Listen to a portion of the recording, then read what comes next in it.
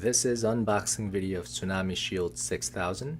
I got it in the mail yesterday and I ordered from J&H Tackle and they sent me a free reel cover, so that was nice of them. And I will be putting on 40-pound Power Pro. I was contemplating between 40-pound and 50-pound, but for what I do, I thought that 40 would be enough, and I wanted to be able to put an extra line on there. It's rated for 350 yards of 40-pound, but for me, I don't use a tool, and I'm not an expert or a professional at putting lines, so I actually end up having extra leftover, so I can never fill it to the limit.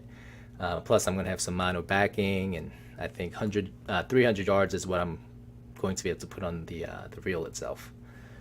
Okay.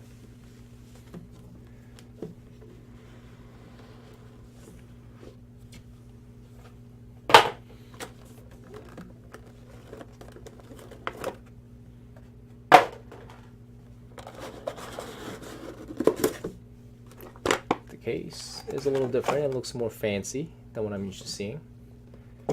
This is definitely heavy duty. Okay, let's see what we have here.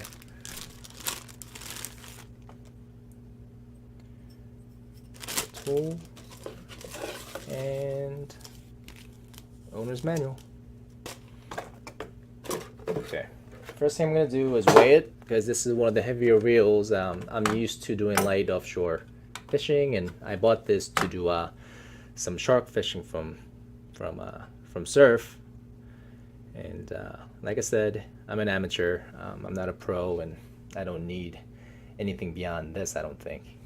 Okay, so this comes out to, let's see here,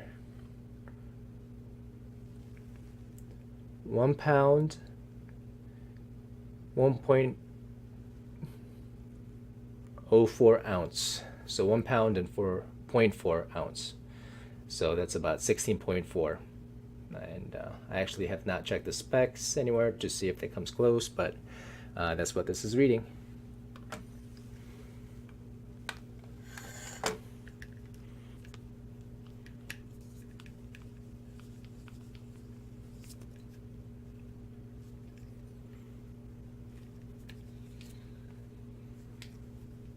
Yeah, so it stops a little short because there's obviously there's some seals on there. That's what makes this reel special. It looks and feels definitely more than $100.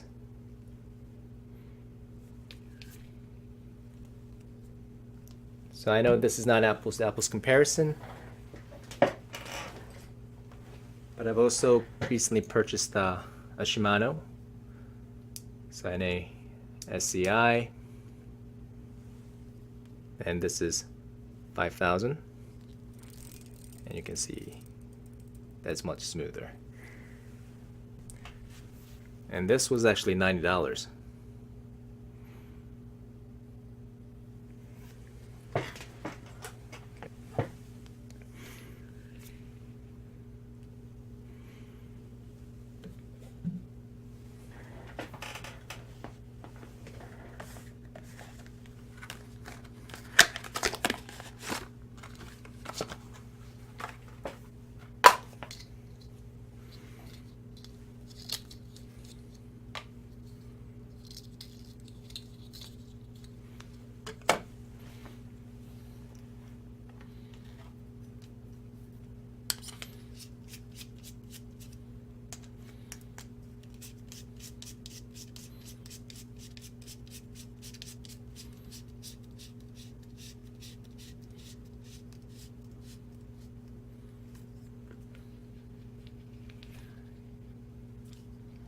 Feels good. Man, this is a nice reel. I was actually going to put a 25-pound mono backing on it, but I'm out of 25, and I'm only just gonna put maybe a layer or two, maybe 3 of a 20-pound test P-line. Some people put tape over their reels before they use Braid, so I think 3 layers, 4 layers of mono will be good enough for my case. Again, that might come from my ignorance. I'm fairly new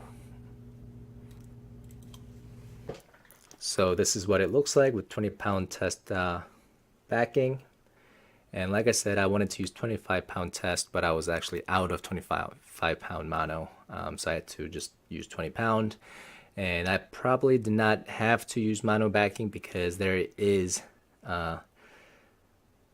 braid friendly rubber part on the spool so that you can actually tie your braid on there. But I'm just used to using mono backing, so I'll just go with what I know. Okay, and next I'm going to be tying uni to uni to the 40-pound Power Pro. Checking up on the evenness of it.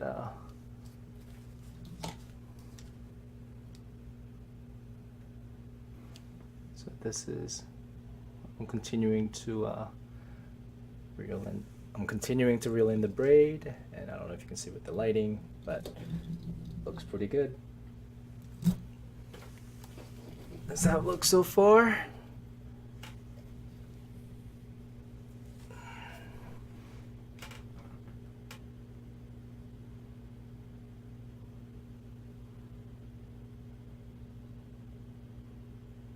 This is how it looks so far. So this is how it looks after putting on 300 yards of 40-pound braid, and it does not look perfectly even, and I'm gonna say it's a user error. So I'm gonna blame myself for this one because I'm using a cheap tool to do this on my own, and I think if another person had doing it who knows what they're doing and who's more experienced than I am, then it'll probably go on more smooth. More evenly than what I did here, but I mean it's good enough for me, I think.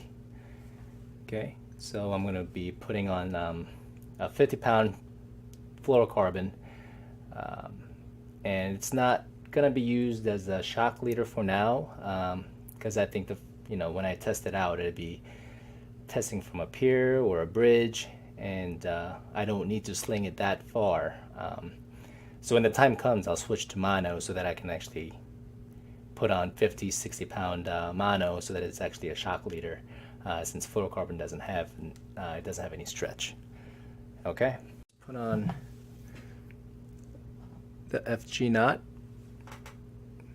about 25 to 30 wraps to a 50-pound